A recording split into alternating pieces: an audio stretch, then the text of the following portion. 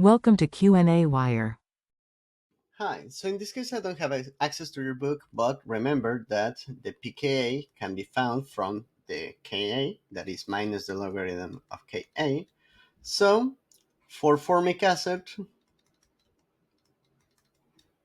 also this formula implies that Ka is equal to 10 to the minus pKa.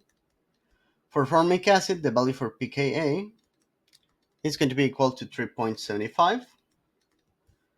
And for HCN, cyanidric acid, the pKa is going to be equal to 9.2.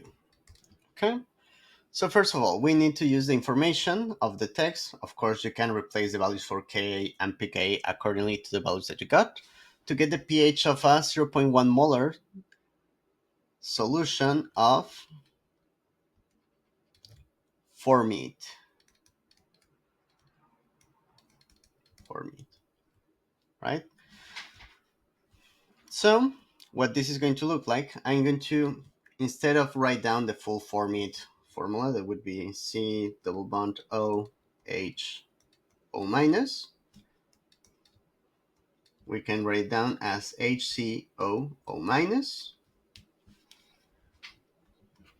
We're going to look at the following equilibrium. When this formate gets into contact with water, it is going to generate HCOOH plus OH minus. And what does this correspond to? This corresponds to the Kb for the reaction. Remember that Ka times Kb is going to be equal to Kw, or in an alternate way, pKa plus pKb, it is going to be equal to 14. This Kw is 10 to the minus 14. Okay. So now, initially, we're going to get 0.1 molar, 0 and 0. Water doesn't matter because it doesn't enter into the equilibrium since it is a pure substance with the activity 1. The amount of change, the amount that is going to react, we're going to call it minus x, producing plus x and plus x. At the equilibrium, we're going to get 0.1 minus x, and x. So the Kb, which is going to be concentration of HCOOH times concentration OH minus divided by concentration of HCOO minus, it is going to be equal, by replacing the concentrations found at equilibrium, to x squared divided by 0.1 minus x. We know that x is going to be smaller, so x is going to be much smaller to 0.1. Thus, this becomes x squared divided by 0.1.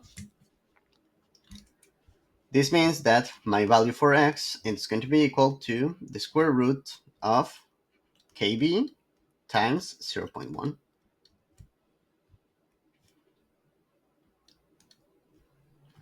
Now, how do I calculate kb? Well, we know that kb is equal to kw divided by ka. Kw is 10 to the minus 14. Ka is 10 to the minus 3.75. By exponent loss, this is going to be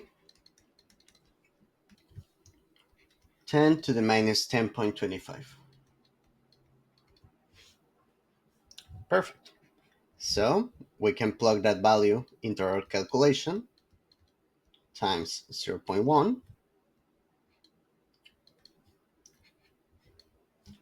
And actually here we could simplify it because this is 10 to the minus 10.25 times 10 to the minus 1. This is a square root of 10 to the minus 11.25. What happens when we take the exponent? We're here, 1/2.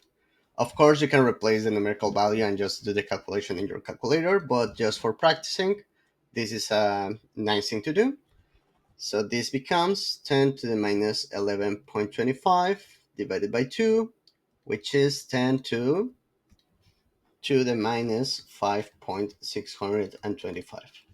And this is going to be equal to the concentration of OH minus that I have in solution. Now, why did I kept it as a base 10? Well, because in that way I can calculate directly the pOH. Recall that pOH is minus logarithm of concentration of OH minus. And we're going to get 5.625. Finally, pH is nothing but 14 minus pOH. So the result that we get is 8.375. And this would be the pH of this solution. So that is the answer for 1. Now let's go ahead with question 2. We have a solution that contains 0.1 molar of HCN and 0.2 molar of cyanate, of CN minus. In this case, sodium cyanate, but the thing that we really care about is the CN minus. So we have an acid and a conjugate base. And its conjugate base, to be more precise. That means that we have a buffer. So that answers actually question 3. What is a buffer solution? The solution in 2 is a buffer because it contains its acid and the associated conjugate base.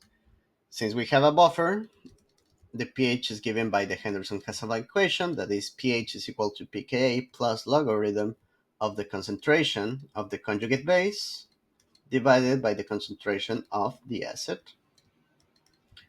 Thus, the pKa for HCN is 9.2, as I said at the very beginning.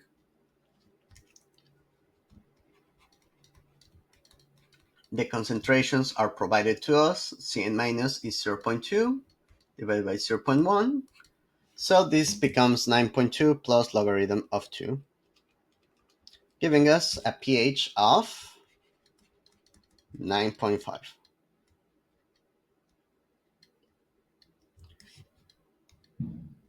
And this would be the final answer. And that would be all. Thank you very much. Again, for 3, which one is the buffer? The solution in problem 2 is the buffer.